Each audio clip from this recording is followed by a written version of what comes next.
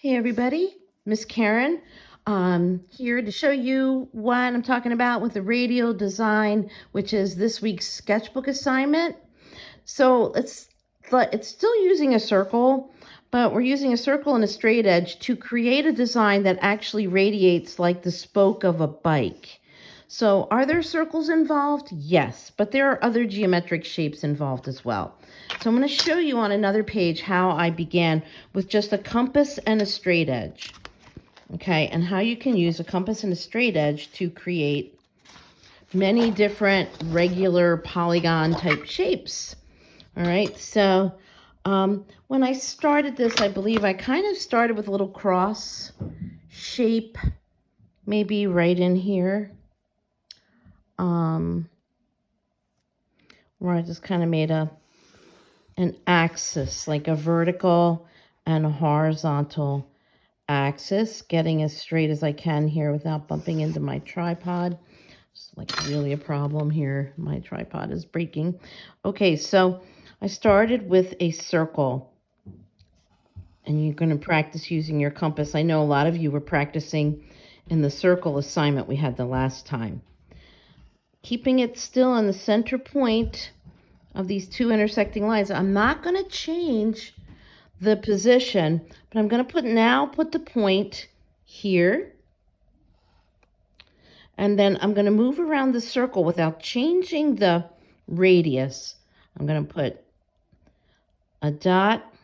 I'm going to put the pointy end on one of these marks, and then I'm going to move around the circle until I come all the way to where I began. So you can see my marks there. And so now I've got these sort of whirling, radiating marks, and I'm going to use these marks to create other shapes within the circle. So I can use these marks if I take the top one here, oops, right, and create this. So during the Middle Ages in Islamic and even some of the Byzantine style art, they were using just geometric shapes. Okay, just plain old geometric shapes. So I'm going to take this and connect these two together. Now I've got a perfectly equilateral triangle in there. The other thing I can do with some of these shapes is connect them one to the other. So here and here, I can start to make a hexagon by connecting these marks that I made with the compass, just a compass and a straight edge. I am not using the numbers on my ruler at all. And I'm just going to kind of connect these two right where they intersect. They may not line up with my original lines that I drew in the middle, but now you can draw a perfect hexagon with this. That's what's cool about these compasses. So a lot of the Islamic art particularly relies heavily on geometry.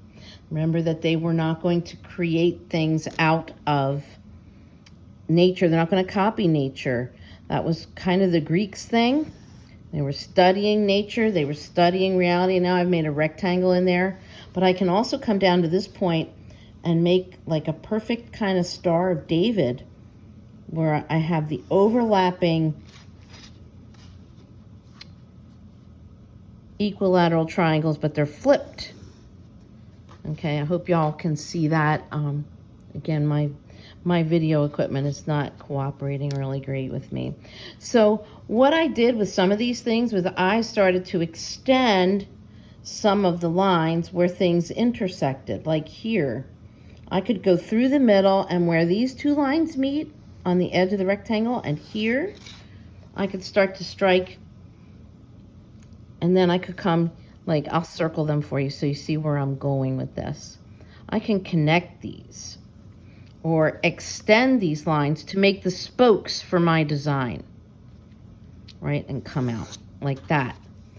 I can find other intersecting points and start to extend them out from the center.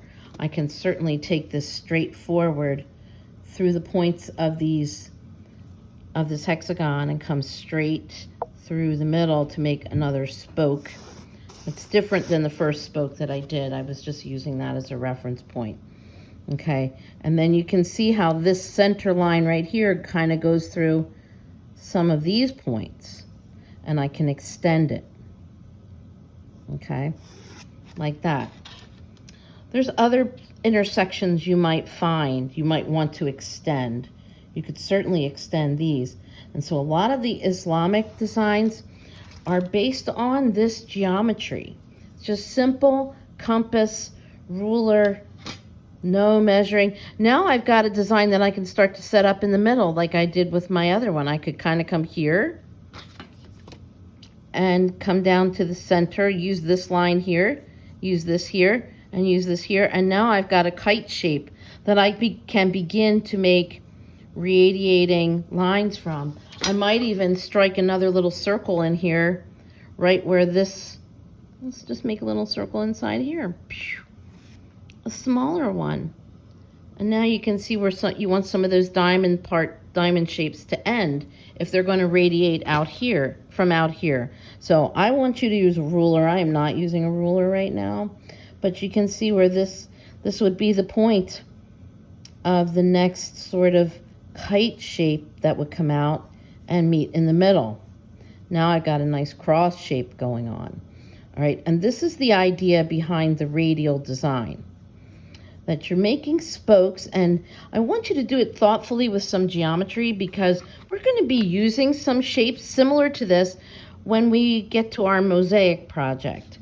So this is a chance for you to just sort of experiment. So I can go right through this center axis and make a larger circle around the outside and just kind of say to myself, well, some of my spokes won't go past this outer circle. This outer circle might be like, I might make a little square here. I might add another diamond shape here. Okay. You can start to use these things to radiate your design out. I can start to make, I can come here and strike some arcs, some curves that come into here and around here. So you start to make almost like a flower design, but you're using the geometry that you've already laid out here. So that's what I did in the very first image on this. I'm going to take this one up here like so, and this one over here. And then you start to use your ruler and your straight edge to make all these relationships within here. I might make another square or circle here. You know, you can just decide how things are going to go on these spokes as they radiate out. And so back here a couple pages ago was one that I did right here, a little different than that one there. And you can see where I've got lines radiating from intersecting points. So your design will be naturally harmonious if you make these things sort of relate to each other, right, by where things intersect. You can extend the lines, and then you can make designs, like I might make a leaf design here all the way down to the center. I could come and make a curve here and a curve here. And you're going to see in the cathedrals how some of them take this idea and they make these, they're called quatrefoils, right, designs and stained glass windows. This would be how a rose window might set up. Okay, don't be afraid to try to just use your imagination, but do not do anything that is, in this design, don't do anything that is figurative, which means that I could identify it, that I could look at it and say, oh, here's a flower. I'm not really making a flower. I'm making curved designs here. So the goal is not to make it look like anything except a design that radiates on spokes outside of this, out of your original circle. Okay? And that's what this little fun thing is all about. So you start to design some things coming out from one another using a compass and a straight edge. All right. You might not need this outer circle. You can erase it like I did here. I kind of struck this outer circle, but then I went a little bit beyond it. And you can see in here where I kind of just curved some lines about halfway through these divisions. And then I just alternated colors.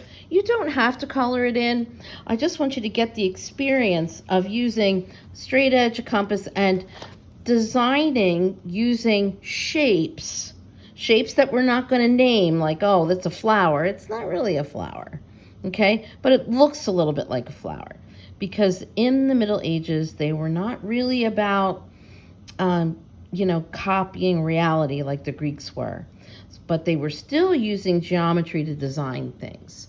Okay, and we'll get into that more when we start to discuss in detail mosaics, and when we start to discuss in detail the cathedrals.